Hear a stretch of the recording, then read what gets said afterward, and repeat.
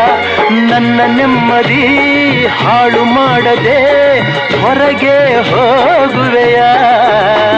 ಭಾರಿ ಬ್ರಹ್ಮಚಾರಿ ನೀನು ಭಲ್ಲೆಯಲ್ಲ. ಹೆಣ್ಣೆ ನಿನ್ನ ಆರೋಗ್ಯ ಸರಿಯಾಗಿಲ್ಲ. ಪ್ರೀತಿ ಎಂದರೆ ಗೊತ್ತಿಲ್ಲ. ನನಗೆ ಪ್ರೀತಿಯೇ ಬೇಕಾಗಿಲ್ಲ.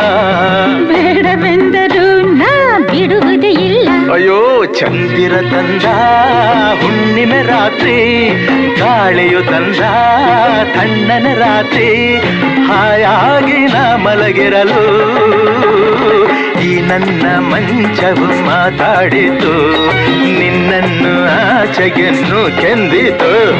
ಆ ದಿಂಬು ಹಾಸಿಗೆ ನನ್ನ ನೂಕಿತು,